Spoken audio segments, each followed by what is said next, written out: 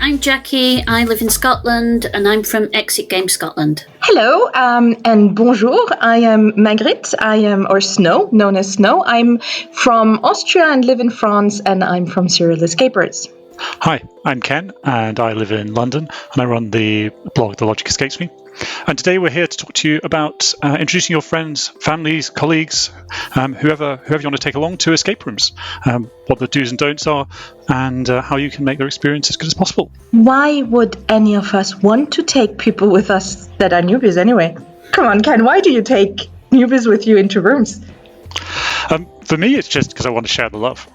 We have this fantastic hobby that we really enjoy taking part in, and I want to get other people to take part in it. Partly because I like seeing people happy, partly because the more people that are playing escape rooms, the more escape rooms will open. It's true. That's my initial reason why I started dragging any and every newbie I possibly could with me to escape rooms. One was to get some business for the rooms so they'd open more rooms, so I'd have more rooms to play, but also to get a bigger team of players out there. It's great when you've got a pool of team players to pull from, because not everybody can do weekends away, not everybody can wants to travel 3 hours to an escape room, and I tend to break quite a few people because I drag them away and we do 10 rooms in a weekend, which not everybody's into. So what about you, Snow?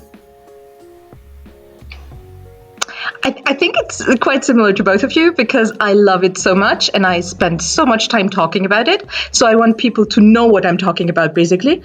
And because I all the time need people who go on trips with me in other cities to discover escape rooms. And I just financially, time-wise, can't do it always with the same players, even though I'd love it.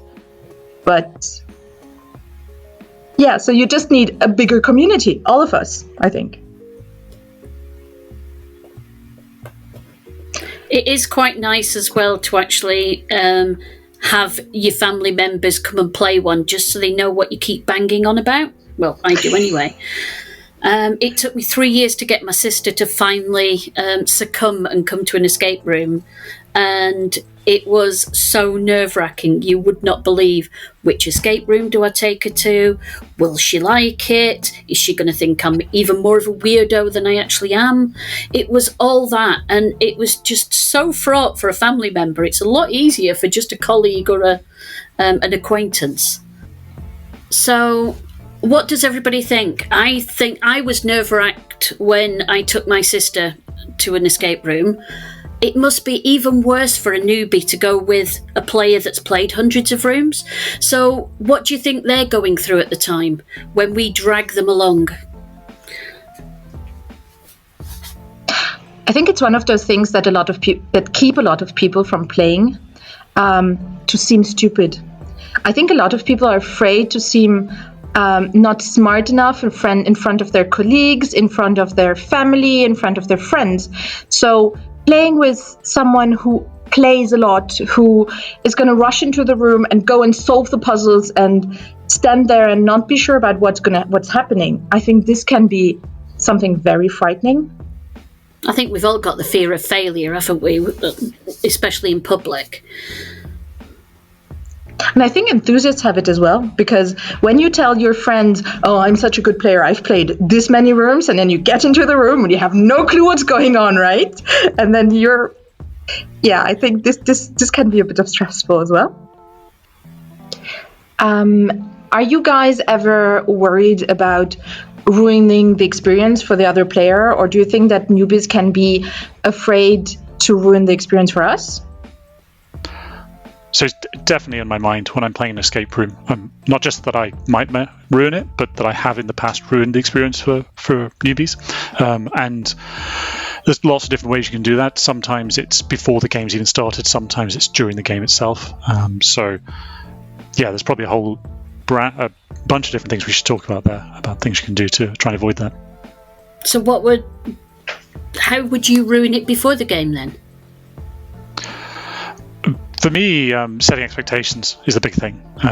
If you set expectations, it's going to be an amazing room. I think we often, as experienced players, what we value in a room is different from a newbie. That can work in both directions. Maybe we are going to be mean about the fact it's going to have UV torches in it, but for them it's exciting. Or maybe we're going to say, oh, it's got this most amazing storyline, but they just don't care. And that kind of thing, you get it pitched slightly wrong, and then they go in with one expectation, and they see something different from what they're hoping for. Oh God, of course, we should make clear to everyone, we're talking here about private ticketing. There is no way we're going to go with random people that just came into the booking website independently of us. In Europe, you just don't get public ticketed games. So yeah, everything we talk about today, it's playing with people that, well, you might not know them very well, but they are at least some sort of connection to you. We've talked about ruining the experience for people. Well, I did it royally. I had 12 people. We played a couple of rooms. We split into teams. It was great. Everybody played a nice room, but they all wanted to play together. So I organised a big room. It was 90 minutes, 12 of them in there. It was a catastrophe from start to finish. Everything that you could think of went wrong in that room. It was just phenomenal how bad it was. It was like some strange comedy sketch. We got in, they only finished half the briefing, and then they wandered off. The two games masters, who must have been about 12. They looked 12 anyway. They then stayed in the room as characters. They were ghosts, which involved sitting in a corner, looking fed up and playing on your phone, which is a great ghostly pastime. I've never seen that one on the horror channels. But they set us up into 3 groups of 4 and said, you start at that puzzle, you start at that puzzle, and you start at that puzzle, and then sat down. The problem was half the puzzles required items to stay in situ, and half the teams got bored and started moving things around. One team managed to find a key long before they should have, and the games master actually went and stole it from them and hid it again. Instead of saying, no, I'm really sorry, that was a misset, she waited till they put them down and she stole it and then hid it and then denied she'd done it. It just went on and on and on. By the end of it, there was only 2 people actively playing the room, and I was one of them to try and get them to the end because they all wanted to leave. They were all sat in a corner having a chat.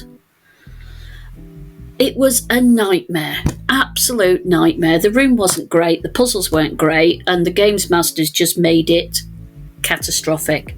Out of those 12 people, not one of them, a single one, has played another room with me. I lost 12 people in 90 minutes. It was hellish. Okay, which points do you identify as things that went wrong, and how could you have avoided those? Everything went wrong, but the biggest problems were team size. I had no control over 11 other people. I couldn't watch 11 other people at the same time. The company that I went to, I had some experience of, but not very much, which was, I regret to this day, I should have gone and played that room beforehand, because it was a 12-person room. I should have done my homework a lot better. And in hindsight, I wish I'd have dragged both games masters bodily out of the room and told them exactly how to do their job. But you can't really do that in front of other people. So, yeah, there's a lot of things. The main one was team size. I really should not have done it, but they all wanted to play together.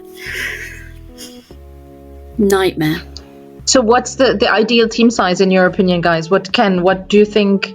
And what's the proportion between players who haven't played yet and players who have already played yet? How would you balance that out? So for me, it's usually a team of somewhere around about 4, maximum 5 people. And that's just a rule, regardless of whether it's newbies or experienced players.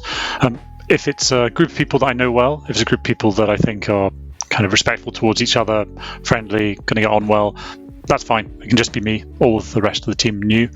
If it's a team where I know there might be some problems, then maybe I want to go in with no more than a couple of newbies and a couple of experienced players, so that we're kind of effectively pairing up and trying to make sure that they're getting the right experience. But yeah, in general, you can control a group of newbies reasonably straightforwardly as long as they are trying to have fun while they're there. I now go with no more than 4 if it's just me. 4 newbies and me. That way I've got 2 pairs and I can keep an eye on both of them. But it's after that, I would never go with any more than 4. Ken, because you spoke about people who are respectful, for example. Do you think any enthusiast, all enthusiasts, can play with players who haven't played yet? So I think it depends which way around you're asking that question. So if you're talking about it from the point of view of the newbies having the best possible experience, I think there are a few experienced players I've played with who would struggle to make a newbie have a good time. You have to be really focused on them, making sure their experience is as good as possible and not taking anything away from it.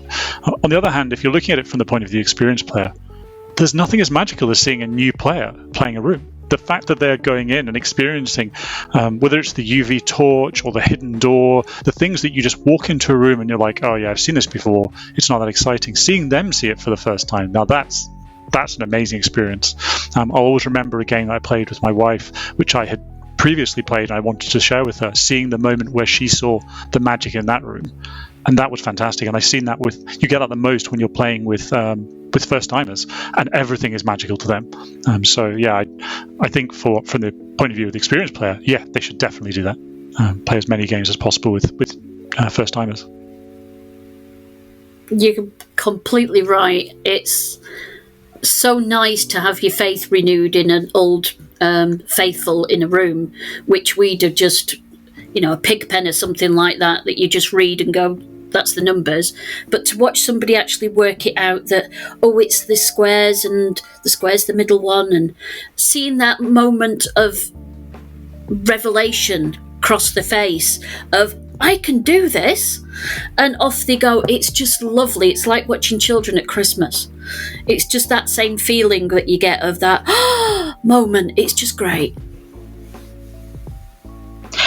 But for that, it's important that it's not that the enthusiast playing with a newbie is not someone who wants to play fast, because those obviously would go directly to solve the puzzles and take away the magic from the new players and from themselves, of rediscovering how a cryptex works and how it opens, or those things, or chimneys that open and you can walk through. It's a hard line to walk. It's that line between teaching and taking over, and I have to really step back myself to make sure I'm only guiding, teaching, hinting, rather than, it works like this and that's it, and off you go. Sorry, Ken, I talked over you there. Yeah, for me, it's just you're looking ahead in the game, so that rather than trying to play the game fast, you're trying to play the game mentally fast, so that you can spot the things which will be fun for the newbie, spot the place where they might struggle, and then if they are struggling, give them the right hints, effectively being the games master in the room. That's what you're trying to do in order to try and get them to have the best possible experience. You're trying to be the perfect games master, that person who you don't really feel is helping you at all. They're just there in the background, and when you're getting a little bit stuck, they're just doing that tiny bit of work to unstick you. And that's kind of why I see your position as an experienced player when you're playing with newbies is you should definitely be trying to be that games master in the room. That's a really good way of putting it, being the GM. It's just little things I do quite a lot. If they've discarded something and put it onto one side table, I'll sneakily put it back in front of them, so it reminds them that puzzle's still to do. And it is being sneaky, but it's not being sneaky. I'm just refocusing the direction rather than my usual scattergun approach of throwing everything everywhere. And it reminds me. Sorry. I was going to say, it reminds me of a game which I played, and I was talking to the owner afterwards, and they said there was a briefcase in the room, and they changed the orientation of the briefcase and they reset it by 90 degrees. Just a tiny change to the room, but it totally changed how the game played.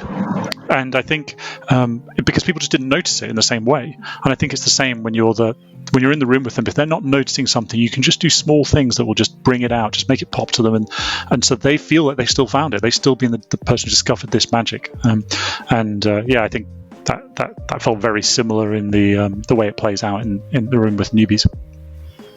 I've played once with a girl who hasn't played a lot of escape rooms, but she was doing visual work for escape rooms. So when she went to the room, she started talking out loud and saying everything she linked with, everything she thought. She was like, oh, this goes with this visually. And it was really very interesting for the other players to listen to her and her thoughts rather than placing the things in front. And I started trying to do that as well when I play with newbies, trying to say, I haven't noticed this. And it attracts the attention to something specific. But you don't, without pushing them really into the direction. But I have to admit that very often I have no clue when I get into a room about what's going to have to be done. I can't be a GM in most of the rooms. Sometimes I even need a GM when I'm in the room. I don't know about you. It seems I don't always identify. I identify the doors, the passageways, but I don't always have the solutions for everything. Sometimes I need to try to see if it works.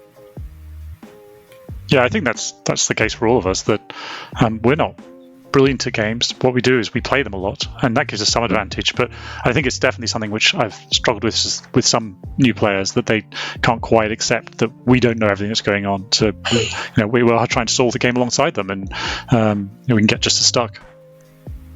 So Jackie, earlier on you were saying that you had chosen the wrong game to play with these newbies. So what is it you look for in order to try and find the right game? For that particular game, it was they all wanted to play together, so it was the team size that made the final factor. There's not that many games, especially in the UK, that take more than 6 people. So that was my main problem there. But now I tend to go for an established theme, which is a nice way of putting the old chestnuts, because I like to pick a theme that everybody has a context of. So Sherlock, everybody's got a handle on Sherlock. If there's one that's a school room or a Christmas room especially, I love taking newbies to Christmas rooms, which I know aren't a big thing in some. That's because you love Christmas rooms. Yeah, but Christmas rooms make everybody smile to start with, because it's all pretty lights and a nice cosy feeling and fireplaces and things like that. So you've got them smiling to themselves as they walk in, because it's a nice ooh moment, because everybody makes a new with a Christmas tree. It's the law. So I tend to go for those. I wouldn't go for one of the more narrative-based, heavy murder mysteries where you've got to do a lot of reading and sleuthing to find the suspect that committed the crime, because that's very heavy work that 1 or 2 people end up doing in a team. So I stick with the old favourites. It's interesting that you go for trying to stick with specific types of rooms. For me, it's very much trying to tailor it to the player. So what do they like? Are they someone who I think wants, you were talking about Christmas rooms. Well, there's some people I know who love Christmas, and that'd be a great choice. Others who really into the murder mysteries, and that would point me in another different direction. Some who like more physical experiences, and there are definitely some games which would be kind of absolute love or loathe, depending on whether they was a player who's willing to take on those physical challenges. So for me, it's trying to pair those up with the newbie, trying to find the thing which is going to most engage them, find the thing that will hook them into the escape room world, so that they are hooked by maybe the physical experience and associate that with enjoying the puzzles, and then later on we'll go and play more of the puzzle-based games, because it's like, I like this experience, this is a positive thing for me. In order for you to have all this information, you must have played the room. No? Are you taking them to rooms you've played already, or not necessarily? So personally, I would never take a newbie to a game that I've played before, because I think it's a bit of a waste from my point of view, but also because I could play a new game with them. But also, I think from their point of view, it's often not as much fun, because they feel like, well, you just knew how to play that game. That we kind of cheated. So for me, I always try to play new games with them, and yeah, I think that means I have to choose the game based on either recommendation from friends who I know well, or alternatively based on companies that I've played with before. So if I've played with that company before, I have a feel for what style of game they are, and they create. What would you do? I like to do that with companies I've played already. But I let them choose the theme, because you said you're going to choose a theme tailored to them. Sometimes I'm very surprised about what people like that I didn't know that they do. So when I have a venue which has solid rooms and I know how they work, and they have several themes like pirates or Sherlock or Western, then I let them choose and see what's the one that they prefer. And if I've played this room already, I choose this theme in another venue probably. I think I'm just very overcautious because I've got another horror story about picking the wrong room. We had a very nice zombie-themed zombie apocalypse, which everybody's got a zombie apocalypse-themed room in their town, but we had one. It had been open a few weeks. I knew the company well. I'd played lots of other rooms at theirs, so I knew it would be a good room for these people.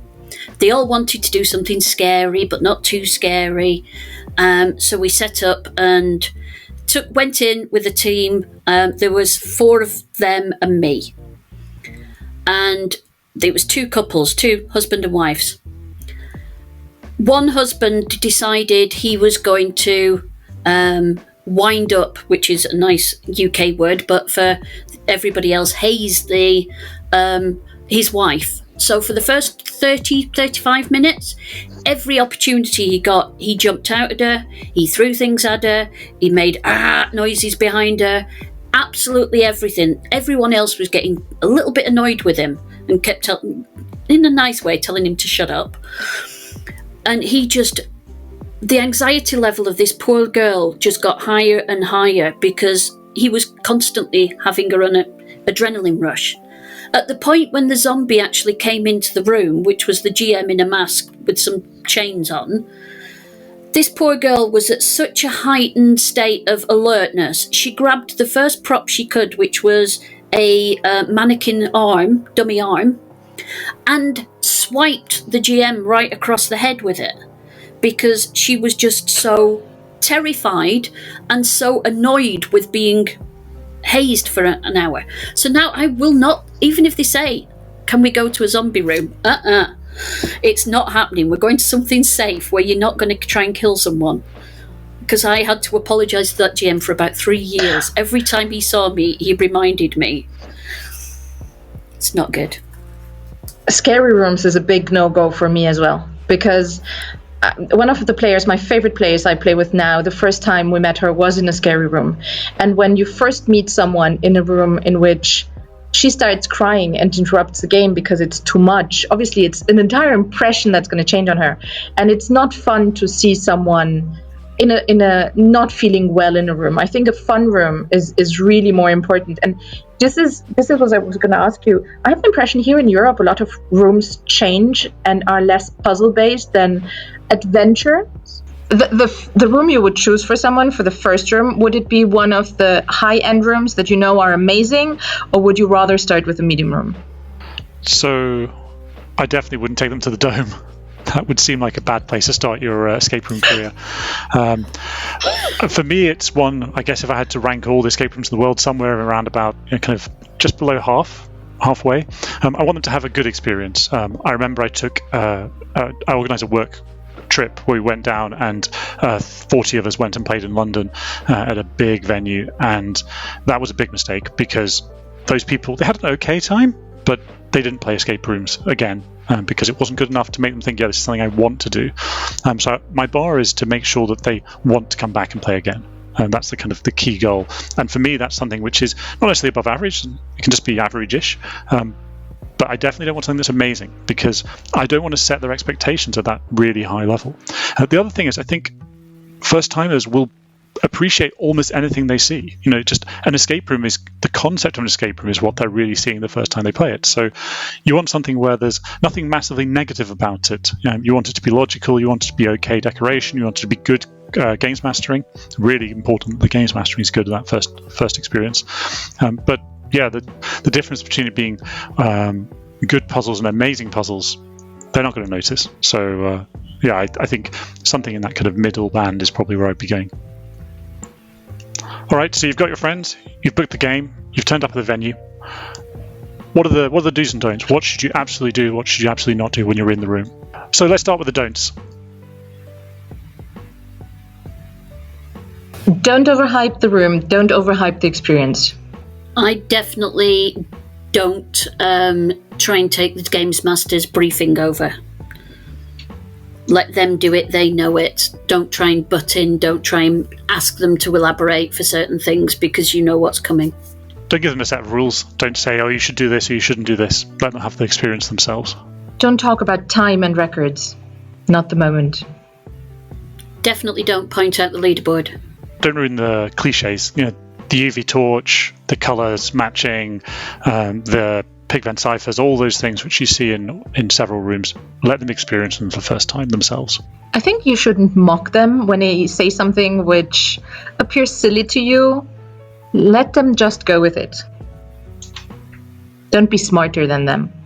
That's not just for the first time players, that's for every player. So much in my nature. The smartest one. Don't look bored. Don't sit in a room and wait for them to solve the things. I did that once. It's horrible for them. Don't tell them about how amazing the other rooms are here when they've come to play one that you're not talking about. All right, and what about the do's then? Every time something opens, let them go first. And make sure that when something does open, they're looking. You try and make sure that you're attracting their attention to the right place in the room so that they experience the magic for themselves. My biggest one is do celebrate with them when they solve something. Everybody loves a wahey. Yep. And look for the people that aren't currently doing anything and try and find them something to do. Try and pull them in. Give the shy players. Sorry. Give the shy players their voices. If they're saying something and they're not being heard, then just turn to them. What was that you said? Yeah, communication is important. Let them listen to each other. Force them to listen to each other. It's not the talking that's difficult, it's the listening. Do make sure that they interact with the Games Master through the clue system and not turn to you for the answers all the time. They need that part of the experience as well. Although you can also be the Games Master in the room, so try and do those little things that will just help them along. Balance to get them right. Let them use the walkie-talkie or the computer or talk to the ghost or whatever it is, because that is part of the game as well. Yep. Accept that they don't like everything. For example, I don't like math puzzles. So if someone in the group doesn't like math puzzles, and you do it for them, because there's no point of them insisting for them to do something they don't like. I think one very important thing is to keep in mind that no one has to be smarter than someone else. It's not an intelligence test. Don't have fun. Don't show how smart you are or how experienced you are. I think what's very important is really keep in mind, have fun together. It's the moment in which you share your passion with people you love. And if it goes well, you might share it again. What's important when you take kids with you into a room? Why make a kid play an escape room? So, for me, necessity is the mother of invention, but we had to play with the kids because otherwise we couldn't play. We didn't have babysitters for them. But it just magnifies so many of the things you get with first-timers. Seeing their faces, it's just all the more special when they're younger. It's all more magical to them, and they get impressed by so many more things. There are certain tasks which they love more than experienced players. If you've got a decoding task, most experienced players will be like, "Oh God, this is boring. I've converted 2 of the letters. I'm just giving up now." Children seem to love doing those repetitive tasks because they know how to do them. Once they've worked out, okay, this is the process, they get enjoyment out of every single step they take on that process. There are things that you can do in terms of making sure that if there are puzzles that are lower down in the room, that they're focusing on those because those are easier for them to access. So definitely, if there's a puzzle that's anywhere below kind of sort of table height, that's definitely where I'm going to get the kids involved. They love searching. Absolutely adore searching, so encouraging them to go searching early on, making sure they're doing the majority of the searching. They seem to really thrive on that, and as Jackie said earlier, celebrating the win, celebrating every victory is really important with them. So really sort of making sure that they're and the other thing I do is I try and, just as I do with beginners, look ahead in the game. What puzzles are they likely to be able to solve? Which ones are they less likely to be able to solve? And it's more extreme because, especially if you know the children, you'll have an idea of what they're good at and what they aren't, what level they are at school, and therefore you can say this puzzle probably beyond them, this other one maybe not. But they'll still surprise you. Sometimes regularly, my children will solve stuff that I don't even understand. So yeah, it's similar to being a newbie in the room, but just slightly more extreme. I think it's interesting as well because I hear a lot of players who played with children or game masters say that you need to listen to the children. So I think it's teaching you to listen to the players and to children because they often have another view than yours, which is amazingly better than yours. Yeah, absolutely. And I think and then there's something else. I think it's an amazing activity to spend your time with your children because there are not so many activities you have probably in common with your children, or maybe do, but I think it's a great activity to have in common with your children. I think it is. I mean, we all know it's an activity that appeals to a wide variety of people, and so it's great for families, for extended families. You can bring people along, and it gives them an ability to be on the same level as you, I think, which is really nice. There'll be things that they can do in the room where they're kind of like, yeah, I've beaten you to this puzzle, and I've solved it before you, and that's great for children. And yeah, you have that experience, that shared experience that afterwards you can treasure. So absolutely. So what about after the game? So we've all escaped, and what happens next? I book another game with them. Immediately? Of course. No, obviously it's a joke. Don't book another game with them immediately. Just go and take a drink with them. Yeah. Talk with them about the game. Yeah, have the debrief. That's, like, for me, the most important thing. You want to go over it so they understand everything that's happened in the room, and you want to make sure they have that kind of memory reinforced so that they'll remember it far into the future. Double debrief in the room and outside of the room, right? Yeah, if you have to go through the Games Masters debrief, then so be it. But no, for me, it's always the heading to the pub and chatting with my friends about it. We don't have pubs in France. We can't do that. We have to go to a bistro.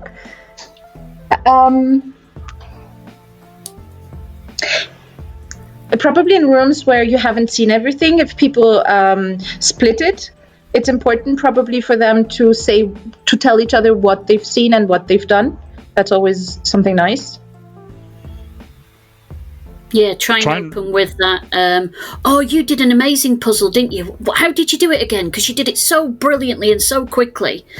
And get them to glorify the one puzzle that they did that somebody else didn't see.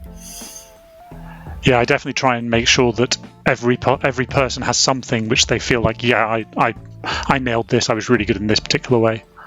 Yeah, the successes are the ones that you really want to reinforce by saying how good somebody searched and how good somebody solved this puzzle, and I didn't even see that. How did you see that door? And all that sort of thing. You just making them feel like they did it better than you did, and you're supposed to know what you're doing. It's just a great feeling to reinforce that game, especially if you pick one key moment that they can all connect to. All right, so we've talked long enough. What's our top tip? Pick the right game with the right group and don't overhype it. For me, it's got to be celebrate the finds, celebrate the solves, celebrate the reveals, just celebrate with them the achievement that they've made. They've got out the room. For me, it's focusing on the magic, making sure that they experience that first time, you don't get in the way. Whether that's loving the UV light, whether it's spotting the hidden door and making sure that they are looking when it opens, or whether it's afterwards reliving the experience and making sure you don't take anything away from it, to really make sure that magic is taken away. So to conclude, you all take 5 players and you get out there and play, but not all 5 in the same time. And you enjoy it.